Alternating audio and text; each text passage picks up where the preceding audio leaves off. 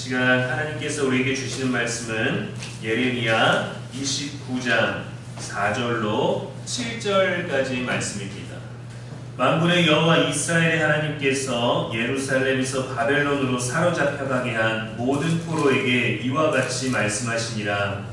너희는 집을 짓고 거기에 살며 텃밭을 만들고 그 열매를 먹으라. 아내를 맞이하여 자녀를 낳으며 너희 아들이 아내를 맞이하며 너희 딸이 남편을 맞아 그들로 자녀를 낳게 하여 너희가 거기에서 번성하고 줄어들지 아니하게 하라. 너희는 내가 사로잡혀 가게 한 그 성읍의 평안을 구하고 그를 위하여 여호와께 기도하라. 이는 그 성읍이 평안함으로 너희도 평안할 것임이라. 아멘. 이는 살아계신 우리 하나님의 말씀입니다. 이 시간 여기가 아닌 것 같아도 라는 제목으로 말씀 전하겠습니다. 우리는 종종 이렇게 말하고 생각합니다. 이건 내가 원하던 게 아닌데, 이건 내가 바란 게 아닌데, 이건 내가 이렇게 열심히 해온 결과물은 아닌 것 같은데, 이렇게 되기를 기도하지 않았는데 하고 말이죠. 열심히 노력해서 취업하고 또 열심히 일하다 보면 맨 처음 약속되어져 있는 복지나 근무 환경이나 업무 강도가 많이 다를 때에 우리는 실망하게 됩니다. 은퇴 후에 제2의 인생을 살겠다고 가게를 차리고 자영업으로 뛰어들어서 열심히 했지만 일 때문이 아니라 사람 때문에 지치고 낙심할 때가 있죠. 열심히 준비하고 노력해서 원하는 자리에 이르게 되었지만 때로는 불리한 상황과 어울려야만 할 때가 있기도 합니다. 준비했고 노력했고 기도했고 버텨왔고 살아온 길이지만 도착한 자리는 때로는 원하던 풍경이 아닐 때가 있어요. 하나님이 인도하실 거다라고 확신하면서 시작했는데 막상 우리들에게 펼쳐지고 걸어가야 될 길들은 더 고달프고 만족스러운 것보다 만족스럽지 못한 것 때문에 힘들 때가 많죠. 내가 목표한 것에 가까워지려고 더 노력했는데 오히려 낯설고 더 멀어진 느낌? 그 자리에 이르렀는데 만족은 없고 더 멀리 가야 될 것 같은 그런 느낌일 때 우리는 묻습니다. 하나님 정말 이게 맞나요? 여기가 맞습니까? 이 방법이 옳습니까? 내 자리가 아닌 것 같고 내가 기도한 것과 다른 것 같고 여전히 그 삶을 살아내고 있지만 뭔가 확신이 없는 것 같은 내가 계획한 방향이 아닌 것 같죠. 오늘 말씀은 그런 모든 낯설고 납득되기 어려운 그런 현실에 놓인 사람들에게 주시는 하나님의 뜻입니다. 오늘 본문은 남유다가 바벨론에 의해서 포로로 끌려가고 있는 백성들을 향해서 쓴 예언자의 편지예요. 무엇보다 절망적인 것은 망한 민족이 되었습니다. 그래서 포로로 낯선 땅에 끌려가서 살아야 된다는 거죠. 그들은 생각했을 겁니다. 거기는 내가 살 곳이 아니야. 여기가 하나님이 복주신 곳이고 거기는 하나님이 복주신 땅이 아니야. 과연 우리가 살아낼 수 있을까? 버틸 수 있을까? 절망적인 상황 속에서 그들은 나름의 기대를 했습니다. 그런 말이 주어졌어요. 그래, 우리는 돌아오게 될 거야 라는 확신을 가질 수 있었습니다. 바벨론에 의한 3차 포로기 중에 지금 본문이 쓰여진 시기가 2차 포로기 이후입니다. 아직 완전히 멸망한 상태는 아니에요. 예레미야 28장에 보면은 하나냐라는 거짓 선지자가 백성들을 향해서 외쳤습니다. 2년이면 되돌아올 것이다. 그러니까 포기하지 말아라. 그렇게 예언했어요. 그대로 믿고 싶었지만 그것은 하나님의 뜻이 아니었습니다. 그 말을 듣고 싶었지만 군대 다녀오듯이 한번 갔다 오면 되겠지 생각했겠지만 거짓 선지자가 2년을 말했지만 하나님의 뜻은 70년이었어요.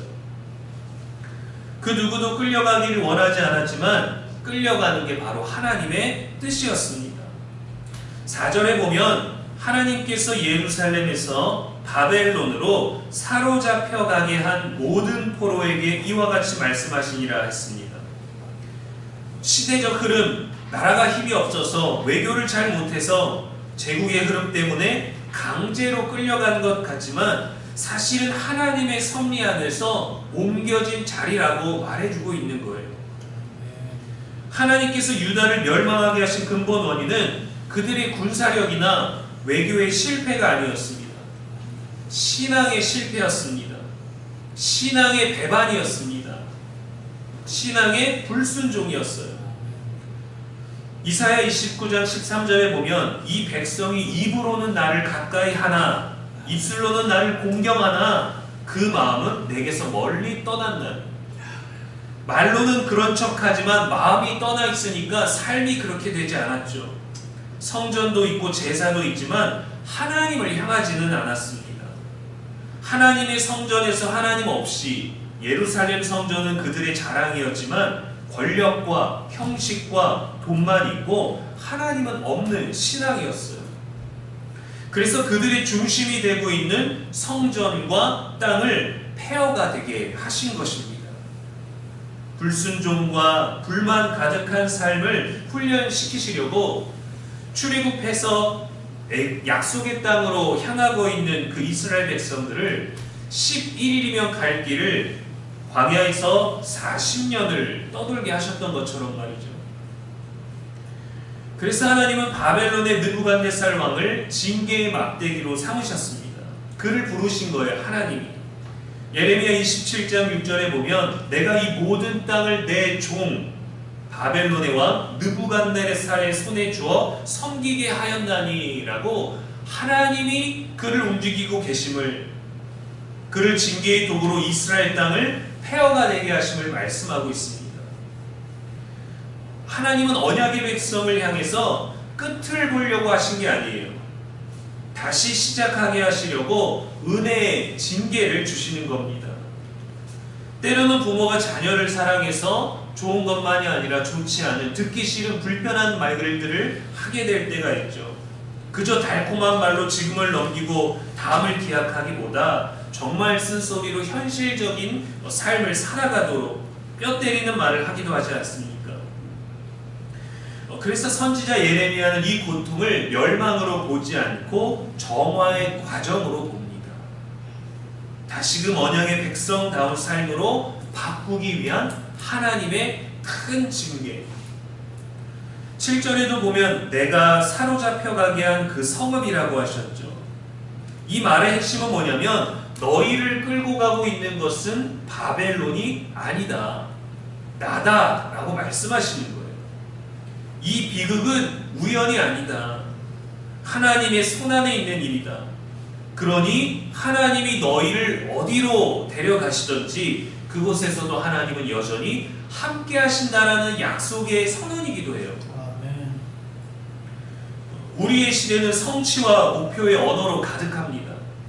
좋은 대학, 좋은 직장, 안정된 결혼, 성공적인 사업, 인정받는 자녀, 또 안정적인 우리들의 노후와 승진하는 과정 등 열심히 살아보려고 정말 애썼습니다.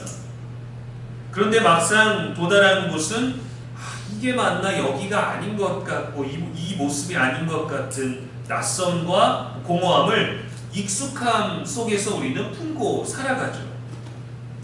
취직했지만 일과 생계에 쫓기고, 가정을 이루었지만 외롭고, 자녀를 낳았지만 자녀에 대한 걱정이 멈추지 않고, 일하고 있어도 미래에 대한 불안감은 그대로입니다. 노력해서 어느 성취에 이르러도 그것이 평안이나 쉼이 아니라 더 격렬한 생존이 되기 때문이죠. 우리의 감정과 에너지는 삶에서 너무도 많이 소진되어 있습니다. 나 하나를 신경 쓰기에도 에너지가 부족한 것 같은데 주변 사람과 가까운 이들과 우리의 가족과 자녀들까지 우리에게는 에너지가 없는 것 같아요. 난 잘하고 있어, 열심히 하고 있어 라는 생각보다 이게 맞나, 앞으로는 어떡하지 라는 불안들, 염려들, 막연함들이 우리 안에 있죠. 낯설고 막막한 이러한 우리의 현실의 본문은 이렇게 말합니다. 거기서 집을 짓고 텃밭을 가꾸고 먹고 건강하고 번성하고 기도해라. 그리고 평안해라. 하나님은 나중에 이루어질 회복만을 말씀하지 않으셨습니다. 야, 70년 뒤에 다시 돌아오게 될 거니까 그날만 바라보며 살아 라고 먼 미래만을 약속하지 않으셨어요. 지금을 살아내라고 하셨습니다. 오늘을 하나님의 말씀에 근거해서 믿음으로 살아내라고 하셨어요. 그리고 약속하셨습니다. 10절 말씀에 보면 여호와께서 이와 같이 말씀하시니라. 바벨론에서 70년이 차면 내가 너희를 돌보고 나의 선한 말을 너희에게 성취하여 너희를 이곳으로 돌아오게 하리라 하셨습니다. 70년이면 여러분 두 세대입니다. 지금 포로로 잡혀가고 있는 세대는 돌아오지 못합니다. 바벨론에서 태어난 세대도 장담할 수가 없죠. 그 다음 세대나 되어서야 돌아갈 수 있을 겁니다. 그래서 우리는 모든 삶에 대해서 멀리 있는 하나님이 아니라 지금 나와 함께 계시는 그 하나님의 살아있는 말씀에 있는 하나님의 약속을 기억해야만 해요. 뭐라고 내게 말씀하시는가? 내게 뭘 주시겠다라고 먼 미래에 대해 주시는 말씀이 아니라 오늘을 어떻게 말씀하시는가? 우리가 지금 해야 할 일은 말씀에 의지하여 믿음의 삶을 뿌리 내리는 것입니다. 집을 짓고 농사를 짓고 가정을 이루고 자녀를 낳고 기도하는 것, 이건 단순한 생존 지침이 아니에요. 그 나라에 있는 이방 사람들과 어울려 결혼하라는 것도 아닙니다. 동화되라는 것도 아닙니다. 하나님의 백성의 삶으로서 너희들 공동체가 믿음의 삶을 그곳에서 뿌리 내려라. 너희가 누구인지, 너희가 어떤 삶을 살아내고 있는지를 증명하라는 거예요. 비록 너희가 원하는 자리는 아니지만 거기도 내가 너희를 쓰는 자리다. 하나님의 선포입니다. 그래서 무엇을 말씀하셨습니까? 너희도 평안할 것임이라 했어요. 하나님이 향하신 것은 바로 우리 자신입니다. 너희도 평안할 것입니다. 오늘 본문의 핵심은 그 성읍의 평안을 구하라는 겁니다. 평안은 히브리어로 샬롬입니다. 단순히 전쟁이 없고 고통이 없는 상태가 아니라 하나님의 질서가 회복되고 하나님의 뜻이 우리 삶에 이루어지는 충만함, 나뿐만이 아니라 나로부터 흘러가는 충만함을 말해요. 예수님은 옥합을 깬 여인과 12해 동안 혈루병을 앓은 여인에게 내 믿음이 너를 구원하였으니 평안히 가라 라고 말씀하셨어요. 또 70인의 제자를 파송하시면서 어느 집에 들어가든지 이 집이 평안할지어다 하고 말하라고 하셨습니다. 구원과 평안을 동일한 의미로 말씀하셨어요. 우리는 벗어나야만, 끝나야만, 해결돼야만 구원을 생각하고 말하지만 아닙니다. 하나님은 오늘의 삶에서 구원받은 자의 삶을 살아가라는 평안을, 그 샬롬을 우리들에게 주시는 거예요. 우리는 때로 여기가 아닌 것 같아요, 이 상황에서 벗어나게 해주세요 라고 더 기도하지만 하나님은 그 자리를, 그 상황을, 그 관계를 샬롬으로 바꾸어라 라고 합니다. 너로 인해 그 성읍이 평안해지게 하라 하시는 거예요. 11절 말씀에 보면 너희를 향한 나의 생각을 내가 아나니 재앙이 아니니라 평안이니라, 너희에게 미래와 희망을 주는 것이니라 말씀하셨습니다. 나라가 망해서 포로로 끌려가고 있는, 재앙을 경험하고 있는 자들에게 하시는 말씀은 정신 차려가 아니라 평안이에요. 불안해하고 낙심한 이들에게 주시는 말씀은 평안이었어요. 그래서 성경은 계속해서 우리에게 두려워 말라, 염려하지 말라, 낙심하지 말라, 감사하라고 하는 겁니다. 요한복음에서 평안이 사용되는 곳은 예수님께서 제자들을 떠나 하나님 아버지께로 가는 고별의 상황에서였습니다. 세상에 남아 불안해하는 제자들과 사람들에게 주시는 말씀도 평안이었어요. 요한복음 14장 17절에 평안을 너희에게 끼치노니 곧 나의 평안을 너희에게 주노라. 내가 너희에게 주는 것은 세상이 주는 것과 같지 아니하니라. 그러니 너희는 마음에 근심하지도 말고 두려워하지도 말라 하셨어요. 우리의 삶이 원하는 모습, 원하는 위치가 아니어도 우리가 기도한 그림과 다르더라도 지금 있는 자리에서 믿음의 삶을 뿌리내리는 것, 그것이 하나님이 원하시는 겁니다. 여기가 아닌 것 같아도 하나님이 보내신 자리예요. 이 일이 아닌 것 같아도 우리에게 주시는 사명입니다. 여기가 아닌 것 같아도 하나님은 여기에서 역사하십니다. 이 일이 내게 일어나면 안 되지만 그것이 하나님이 우리를 훈련시키시는 방법이에요. 여기가 아닌 것 같아도 하나님은 우리에게 샬롬을 명하십니다. 지금 우리에게 샬롬이 없는 것 같아도 하나님은 우리들에게 샬롬을 주십니다. 사랑하는 여러분, 샬롬은 위치가 아니라 태도입니다. 하나님은 우리가 구하는 더 나은 자리보다 더 나은 사람으로 우리가 뿌리내리기를 원하십니다. 바벨론에게 무너진 현실도 너무 괴롭지만 그 무너짐 속에서 어떻게 믿음으로 살아가는가가 중요한 것이죠. 우리가 잊지 말아야 될 것은 어떻게 이걸 살랍니까가 아니라 거기에서 하나님이 주시는 평안을 가지고 우리와 함께 하시는 그 하나님, 세상을 살지만 세상을 지으신 그분과 함께 한다는 것을 믿고 그분의 말씀을 근거로 사는 것이 믿음이 되어야 하는 것이죠. 여기가 아닌 것 같아도 그곳에서 하나님의 백성답게 살고 평안을 구하고 평안을 끼치고 평안을 심고 그렇게 회복하실 날들을 향하여 준비하는 삶, 그것이 포로된 삶에서 참으로 자유로운 믿음인 것입니다. 우리가 세상의 파도에 휩쓸려 사는 듯 하지만 하나님은 우리에게 말씀하세요. 세상의 파도에 의해서 너희가 밀려 사는 것이 아니라 세상을 지은 나와 함께 하고 있는 것이다.